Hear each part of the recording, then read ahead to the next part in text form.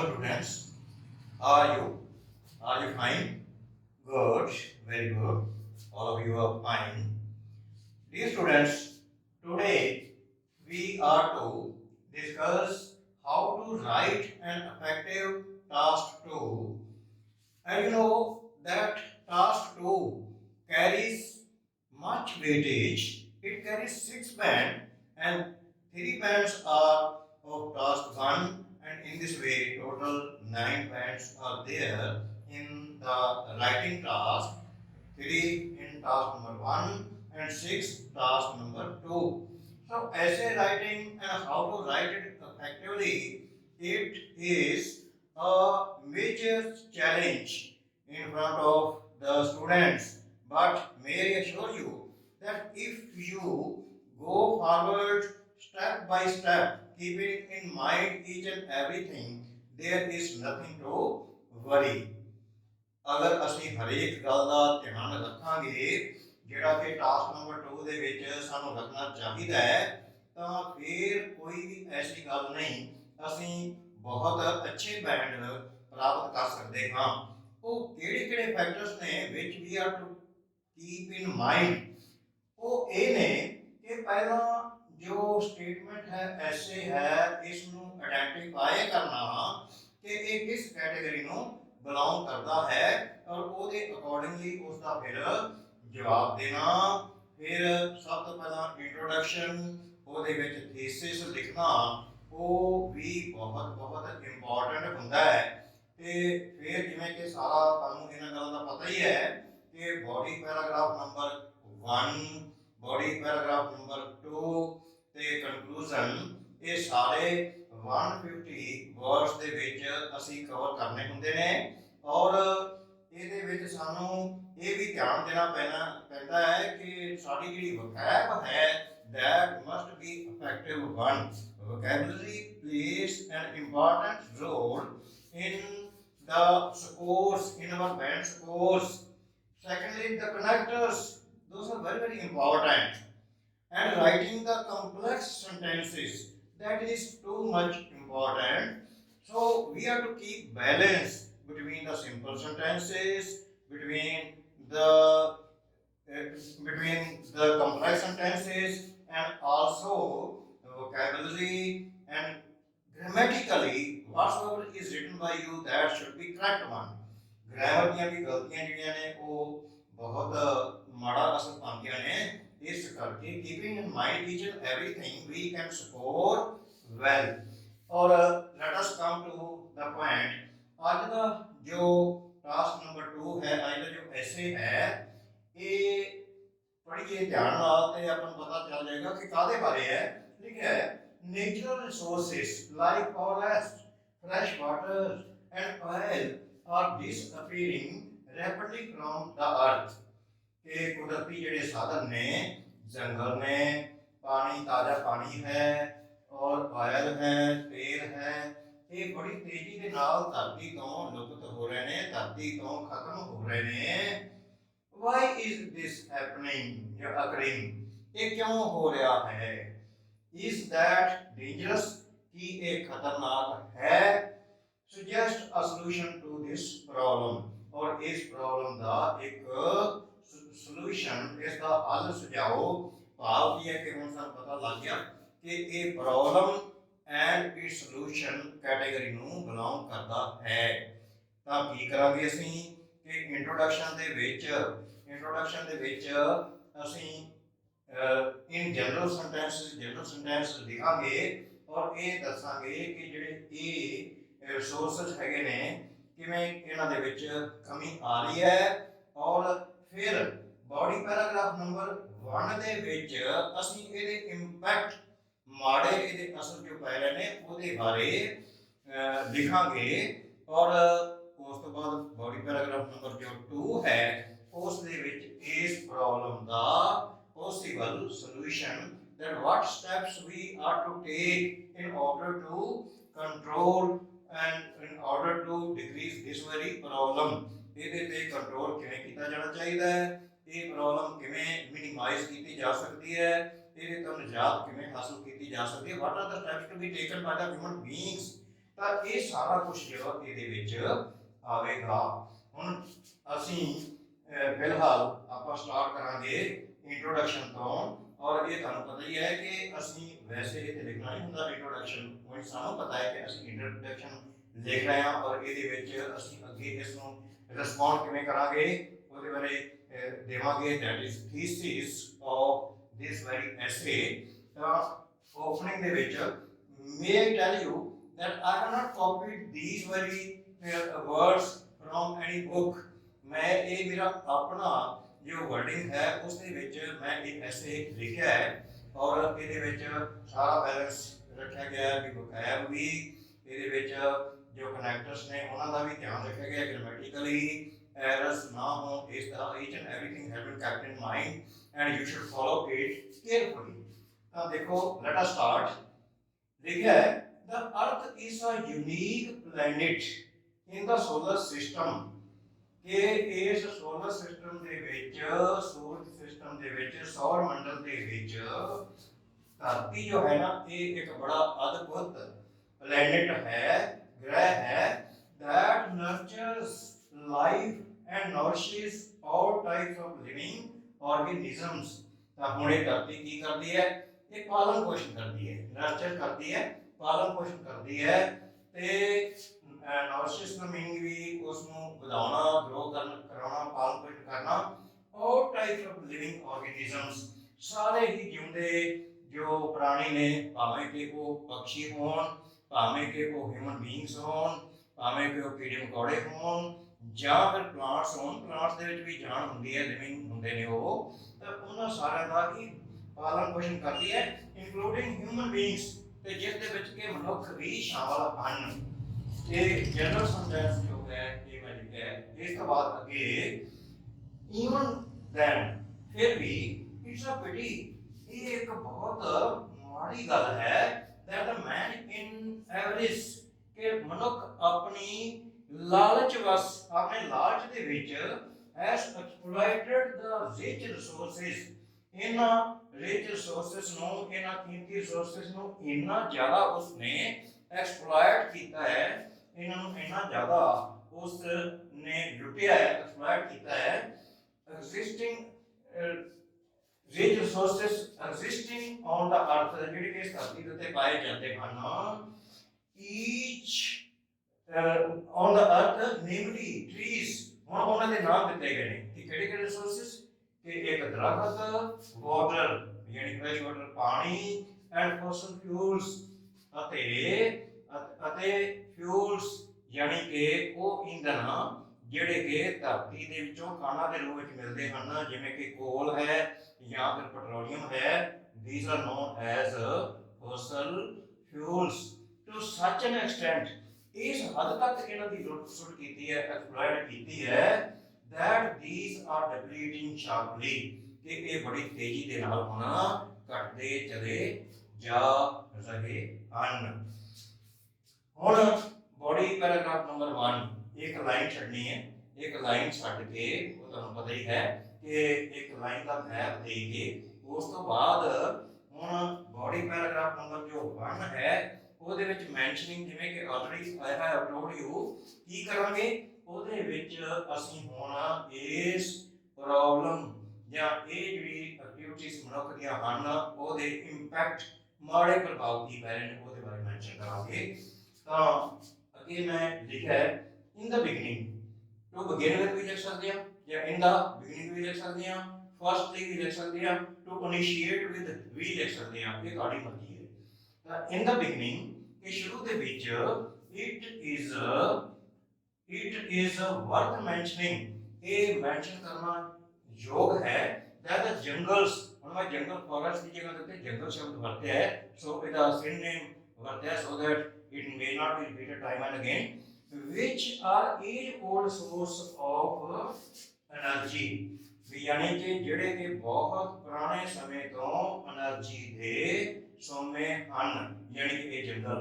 And life supporting infrastructure, ਅਤੇ ਉਸ infrastructure ਦਾ, ਉਸ ਇਨਫਰਾਸਟ੍ਰਕਚਰ ਯਾਨੀ ਕਿ ਸਾਜੋ ਸਮਾਨ ਦਾ ਹਿੱਸਾ ਜੋ ਬਣਦੇ ਹਨ ਜੋ ਕਿ ਜ਼ਿੰਦਗੀ ਨੂੰ ਸਪੋਰਟ ਕਰਨ ਵਾਲਾ ਹੈ। ਤੁਹਾਨੂੰ ਵੀ ਪਤਾ ਹੈ ਵੀ ਫਰਨੀਚਰ ਬਣਦੇ ਨੇ, ਦਰਵਾਜ਼ੇ ਬਣਦੇ ਨੇ ਜੰਗਲਾਂ ਦੀ ਲੱਕੜੀ ਤੋਂ, ਹੋਰ ਬਹੁਤ ਸਾਰਾ ਸਮਾਨ ਜਿਹੜਾ ਹੈਗਾ ਜੰਗਲਾਂ ਦੇ ਉੱਤੇ ਬਹੁਤ ਸਾਰਾ ਨਿਰਭਰ ਹੈਗਾ ਹੈ।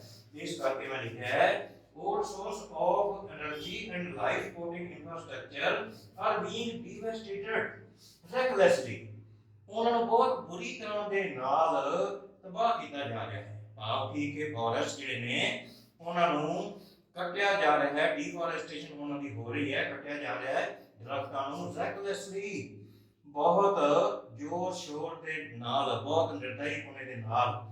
ਦਾ ਇੰਪੈਕਟ ਆਫ ਇਟ, ਇੰਪੈਕਟ ਦਾ ਮਾੜਾ ਪ੍ਰਭਾਵ, ਇਹਦਾ ਮਾੜਾ ਪ੍ਰਭਾਵ ਇਹ ਹੁੰਦਾ ਹੈ ਇਸ ਸ਼ਾਰਪ ਫਾਲ ਆਫ ਟਰੀਜ਼, ਕਿ ਦਰਖਤ ਗਿਣਤੀ ਦੇ ਵਿੱਚ ਘਟ ਜਾਂਦੇ ਹਨ, ਕਾਜ਼ਿੰਗ ਸਕੈਂਟੀ ਰੇਨਸ, ਤੇ ਇਹਦੇ ਨਾਲ ਹੁਣ ਵਰਖਾ ਜਿਹੜੀ ਹੈਗੀ ਹੈ ਉਹਦੇ ਪ੍ਰਭਾਵ ਪੈਂਦਾ, ਉਹ ਬੜੀ ਘੱਟ ਹੋ ਰਹਿ ਜਾਂਦੀ ਹੈ, ਘੱਟ ਹੁੰਦੀ ਹੈ, ਕਿਉਂਕਿ ਦਰਖਤ ਤੁਹਾਨੂੰ ਪਤਾ ਹੀ ਹੈ ਕਿ ਵਰਖਾ ਨੂੰ ਕਰਨ ਦੇ ਵਿੱਚ ਸਹਾਇਤਾ ਕਰਦੇ ਨੇ। ਐਂਡ ਡਿਲੂਟਿੰਗ ਆਕਸੀਜਨ ਲੈਵਲ, ਤਾਂ ਨਾਲ ਦੀ ਨਾਲ ਆਕਸੀਜਨ ਲੈਵਲ ਵੀ ਘਟ ਜਾਂਦਾ ਹੈ, ਕਿਉਂਕਿ ਜੋ ਦਰਖਤ ਨੇ ਐਜ ਯੂ ਨੋ ਉਹ ਸਾਨੂੰ ਆਕਸੀਜਨ ਪ੍ਰੋਵਾਈਡ ਕਰਦੇ ਨੇ। Diluting oxygen level which is life supporting for all the living individuals, ਜਿਹੜੀ ਕਿ ਉਹ ਆਕਸੀਜਨ ਸਾਰੇ ਹੀ ਜਿਉਂਦੇ ਪ੍ਰਾਣੀਆਂ ਦੇ ਵਾਸਤੇ ਨੂੰ ਸਪੋਰਟ ਕਰਦੀ ਹੈ। ਇਹ ਆਪਾਂ ਨੂੰ ਪਤਾ ਹੀ ਹੈ, ਹੁਣ ਇਹ ਪੀਰੀਅਡ ਜਿਹੜਾ ਚੱਲ ਰਿਹਾ ਇਹਦੇ ਚ ਆਕਸੀਜਨ ਦੀ ਕਿੰਨੀ ਘਾਟ ਚੱਲ ਰਹੀ ਹੈ, ਇਹ ਇਸੇ ਕਰਕੇ ਹੈ because the number of trees have been deleted, ਤੇ ਦਰਖਤ ਜਿਹੜੇ ਨੇ ਕੱਟ ਗਏ ਨੇ, ਫੋਰੈਸਟ ਕੱਟ ਗਏ ਨੇ। ਨੈਕਸਟ ਇਸ ਤੋਂ ਬਾਅਦ ਲਿਖਿਆ ਹੈ in spite of it, in spite of it, ਇਸ ਦੇ ਬਾਵਜੂਦ scarcity of potable water is a matter of concern। scarcity ਹੁੰਦੀ ਕਮੀ, ਤੇ ਤਾਜ਼ੇ ਪਾਣੀ ਦੀ, ਪੋਰਟੇਬਲ ਹੁੰਦਾ ਪੀਣ ਯੋਗ ਪਾਣੀ ਦੀ ਕਮੀ, ਇਹ ਇੱਕ ਚਿੰਤਾ ਦਾ ਵਿਸ਼ਾ ਬਣ ਕੇ ਰਹਿ ਗਿਆ ਹੈ। ਇਹ ਹੁਣ ਇੱਕ ਚਿੰਤਾ ਦਾ ਵਿਸ਼ਾ ਹੈ। ਮੈਟਰ ਆਫ ਕੰਸਰਨ ਦਾ ਮਤਲਬ ਹੈ ਕਿ ਚਿੰਤਾ ਦਾ ਵਿਸ਼ਾ ਹੈ। the energy generating fuels, ਇਹ એનર્ਜੀ ਦੇਣ ਵਾਲੇ ਉਹ ਇੰਧਨ ਜਿਵੇਂ ਕਿ like oil, natural gas and ਕੋਲ, ਜਿਵੇਂ ਕਿ ਤੇਲ ਹੈ, ਨੈਚੁਰਲ ਕੁਦਰਤੀ ਗੈਸ ਹੈ ਅਤੇ ਕੋਲਾ ਹੈ, ਆਰ ਬੀਇੰਗ ਕੰਜ਼ਿਊਮਡ, ਉਹ ਇੰਨੇ ਜ਼ਿਆਦਾ ਕੰਜ਼ਿਊਮ ਕੀਤੇ ਜਾ ਰਹੇ ਨੇ, ਉਹਨਾਂ ਦੀ ਵਰਤੋਂ ਇੰਨੀ ਜ਼ਿਆਦਾ ਵਧਾਈ ਜਾ ਰਹੀ ਹੈ, ਕੀਤੀ ਜਾ ਰਹੀ ਹੈ, ਸੋ enormously, ਇੰਨੀ ਜ਼ਿਆਦਾ that there is a fear of punishing these precious items, ਕਿ ਇਹ ਜਿਹੜੀਆਂ ਕੀਮਤੀ ਚੀਜ਼ਾਂ ਨੇ ਇਹਨਾਂ ਦੇ ਖਤਮ ਹੋ ਜਾਣ ਦਾ ਡਰ ਪੈਦਾ ਹੋ ਗਿਆ ਹੈ। from the surface of the earth, ਇਸ ਧਰਤੀ ਦੇ ਸਰਫੇਸ ਤੋਂ ਉਹਨਾਂ ਦੇ ਖਤਮ ਹੋ ਜਾਣ ਦਾ ਡਰ ਪੈਦਾ ਹੋ ਗਿਆ ਹੈ। ਤਾਂ ਇੱਥੇ ਆ ਕੇ ਸਾਡਾ ਬੋਡੀ ਪੈਰਾਗ੍ਰਾਫ ਨੰਬਰ ਜੋ 1 ਹੈ that is completed, that is closed। ਹੁਣ ਅਸੀਂ ਆਉਂਦੇ ਹਾਂ BP2 ਦੇ ਉੱਪਰ। Dear students, before going further, there is a request from my part that if you are new to the YouTube channel, please subscribe my channel and also you should like it. Now let us start BP2। On the other hand, ਦੂਜੇ ਪਾਸੇ, it is in the domain of human wisdom, ਇਹ ਮਨੁੱਖ ਦੀ ਸਿਆਣਪ ਦੇ ਵਿੱਚ ਹੀ ਹੈ, ਅਧਿਕਾਰ ਖੇਤਰ ਦੇ ਵਿੱਚ ਹੀ ਹੈ, to use these precious resources judiciously, ਕਿ ਇਹ ਜੋ ਕੀਮਤੀ ਰਿਸੋਰਸਸ ਨੇ ਇਹਨਾਂ ਨੂੰ ਬਹੁਤ ਹੀ ਅਕਲਮੰਦੀ ਦੇ ਨਾਲ ਵਰਤੋਂ ਵਿੱਚ ਲਿਆਂਦਾ ਜਾਵੇ, so that we may not face shortage of these energy liberating gifts, ਤਾਂ ਜੋ ਇਹ ਗਿਫਟ ਜੋ ਕਿ ਕੁਦਰਤ ਨੇ ਸਾਨੂੰ ਦਿੱਤੇ ਹੋਏ ਹਨ ਤੇ એનર્ਜੀ ਲਿਬਰੇਟ ਕਰਦੇ ਹਨ, એનર્ਜੀ ਦਿੰਦੇ ਹਨ, ਇਹਨਾਂ ਦੀ ਸ਼ਾਰਟੇਜ ਨਾ ਹੋ ਜਾਵੇ, ਇਹਨਾਂ ਦੀ ਕਮੀ ਨਾ ਹੋ ਜਾਵੇ। ਐਫੋਰੈਸਟੇਸ਼ਨ ਆਫ ਨਿਊ ਸੈਪਲਿੰਗਸ, ਐਫੋਰੈਸਟੇਸ਼ਨ ਹੁੰਦਾ ਹੈ ਨਵੇਂ ਦਰਖਤ ਲਗਾਉਣਾ, ਕਿ ਨਵੇਂ ਸੈਪਲਿੰਗਸ ਯਾਨੀ ਕਿ ਉਹਨਾਂ ਦੇ ਦਰਖਤ ਜੋ ਨੇ ਉਹਨਾਂ ਦੀ ਪਨੀਰੀ। Afforestation of new saplings would be the suitable answer to enhance the forest cover, ਕਿ ਫੋਰੈਸਟ ਕਵਰ ਨੂੰ, ਜੰਗਲਾਂ ਦੇ ਖੇਤਰ ਨੂੰ ਵਧਾਉਣ ਦੇ ਵਾਸਤੇ ਨਵੇਂ ਦਰਖਤਾਂ ਦੀ ਨੂੰ ਲਗਾਉਣਾ, ਐਫੋਰੈਸਟੇਸ਼ਨ ਕਰਨਾ, ਇਹ ਸੁਟੇਬਲ ਆਨਸਰ ਹੈ, ਕਿਉਰ ਹੈ, ਯਾਨੀ ਕਿ ਜੋ ਫੋਰੈਸਟ ਕਵਰ ਹੈ ਘਟ ਰਿਹਾ, ਇਸ ਨੂੰ ਵਧਾਉਣ ਦਾ ये सुटेबल मैथड है। मोर ओवर देखो यथा योग जितने भी जरूरत हैगी है I have used the connectors. More over connector है कनेक्टर है ये है कि मोर ओवर इस तो ज्यादा इस तो वध के रिप्लेसिंग द ट्रेडिशनल व्हीकल्स इस दी बजाय मोर ओवर इस तो वध के रिप्लेसिंग द ट्रेडिशनल व्हीकल्स कि जो साडे रवायती व्हीकल हैं रवायती व्हीकल किहड़े बसां कारां गड्डियां जिन्हां दे विच कि फॉसल फ्यूल की वरतों होंदी है पेट्रोलियम की वरतों होंदी है पेट्रोल की वरतों डीजल की वरतों होंदी है कि वो जिहड़े व्हीकल ने रवायती व्हीकल उन्हां दी जगह दे उत्ते की करना है vehicles using fossil fuels with the solar electric vehicles। ਹੁਣ ਇਹ solar electric vehicles ਕਿਹੜੇ ਹੁੰਦੇ ਨੇ ਜਿਨ੍ਹਾਂ ਦੇ ਵਿੱਚ ਕਿ ਸੂਰਜ ਦੀ ਤਪਸ਼ ਸੂਰਜ ਦੀ ਗਰਮੀ ਦੀ ਊਰਜਾ ਦੀ ਵਰਤੋਂ ਕਰਕੇ ਤੇ ਵਹੀਕਲਸ ਨੂੰ ਚਲਾਇਆ ਜਾਂਦਾ ਹੈ। ਅੱਜ ਕੱਲ੍ਹ ਬੋਟਸ ਜਿਹੜੀਆਂ ਹੈਗੀਆਂ ਨੇ ਉਹ ਇਹਦੀ ਵਰਤੋਂ ਕਰਕੇ ਸੂਰਜ ਦੀ ਤਪਸ਼ ਸੂਰਜ ਦੀ ਗਰਮੀ ਨਾਲ ਚਲਾਈਆਂ ਜਾ ਰਹੀਆਂ ਨੇ ਔਰ ਕਈ ਐਸੇ दो पहिया वाहन भी आजकल आ गए हैं जिहदे कि सोलर इलैक्ट्रिक व्हीकल्स जी तकनीक है वो अडॉप्ट की गई है। शुड बी इनकरेज इहो जिहे solar electric vehicles should be encourage कि ये जिहड़े सोलर इलैक्ट्रिक व्हीकल्स ने इन्हां नूं हलाशेरी देनी चाहिए है। भाव की है कि इन्हां नूं ज़्यादा अपनाना चाहिए ते जिहड़े ट्रेडिशनल्स हैगे ने साडे कोल व्हीकल्स कि उन्हां नूं थोड़ा घट करना चाहिए है। और ये बॉडी पैराग्राफ नंबर 2 हो गया। हुण असीं कंक्लूड करना है इसको कंक्लूड करना है भावें कि लिखना नहीं परंतु उसको पता ही है कि ये कंक्लूजन है तो ਉਹਦੇ ਵਾਸਤੇ ਅਸੀਂ टू कंक्लूड वर्त शब्द वरत सकते हाँ फाइनली वर्त कर सकते हाँ ओवरऑल भी कर सकते हाँ ते इन कंक्लूजन भी कर सकते हाँ फाइनली कर सकते हाँ इन कंक्लूजन। हुण मैं इन कंक्लूजन शब्द की वरतों की है कि निचोड़ दे विच जां conclusion they which it is crystal clear ये गल बिल्कुल स्पष्ट है क्रिस्टल क्लियर ये गल बिल्कुल स्पष्ट है that decreasing amount of fresh water कि जो फ्रेश ताजा पानी है वो घट रहा है ऑयल ते घट रहा है एंड फॉरेस्ट कवर्स ते फॉरेस्ट जिहड़े ने वो यानी कि घट रहे ने is a man made problem ये कुदरती नहीं है ये मैन मेड प्रॉब्लम है कि मनुख ने खुद ही सगेड़ ली है ये प्रॉब्लम अपने आप ही क्रिएट कर ली है ये प्रॉब्लम आपदे वास्ते ही आपदे जाल दे विच बंदा फस चुका है यानी कि ये प्रॉब्लम क्रिएट कर दी ने किवें oil and forest is a man made problem ये आदमी द्वारा ही पैदा की गई एक प्रॉब्लम है व्हिच कैन बी कंट्रोल्ड ते इन कंट्रोल विच करना जा सकता है किवें by careful utilization of these valuables adopting renewable alternatives कि इसको किवें कंट्रोल किया जा सकता है कंट्रोल्ड बाय केयरफुल यूटिलाइजेशन कि एक तो इन्हां दी जिहड़ी वरतों है यानी कि फ्रैश वाटर पोर्टेबल वाटर पीण योग पानी की वरतों ऑयल की वरतों फॉसल फ्यूल्स की वरतों फॉरेस्ट की वरतों इन्हां दी यथा योग लोड़ अनुसार बड़ी कंजूसी के नाल इन्हां दी वरतों की जाए रैकलेसली नहीं और फिर ऑफ दीज वैल्यूएबल्स यानी कि ये जिहड़ियां वैल्यूएबल्स ने बहुत कीमती चीज़ां ने इन्हां दी वरतों बहुत ही जुडिशली की जाए अडॉप्टिंग रीन्यूएबल अल्टरनेटिव्स ਅਤੇ रीन्यूएबल होंदे ने जिन्हां नूं कि फिर नवाया जा सकता है जिवें कि हवा हैगी है सूरज की गर्मी हैगी है मीनिंग कि सनलाइट है तो इहो ਜਿਹੇ ਜਿਹੜੇ ਆਲਟਰਨੇਟਿਵਸ ਨੇ ਉਹਨਾਂ ਨੂੰ ਅਡਾਪਟ ਕਰਕੇ ਉਹਨਾਂ ਨੂੰ ਪ੍ਰੋਬਲਮ ਕਰਕੇ ਅਡਾਪਟ ਕਰਕੇ ਤੇ ਇਸ ਚੀਜ਼ ਦੇ ਉੱਤੇ ਕਮੀ ਜਿਹੜੀ ਹੈਗੀ ਹੈ ਇਹਨਾਂ ਦੀ ਉਹਦੇ ਤੇ ਕਾਬੂ ਪਾਇਆ ਜਾਵੇ ਤਾਂ ਇਸ ਤਰੀਕੇ ਦੇ ਨਾਲ ਅਸੀਂ ਇਸ ਪ੍ਰੋਬਲਮ ਤੋਂ ਨਿਜਾਤ ਹਾਸਲ ਕਰ ਸਕਦੇ ਹਾਂ ਇਸ ਤੋਂ ਛੁਟਕਾਰਾ ਪਾ ਸਕਦੇ ਹਾਂ।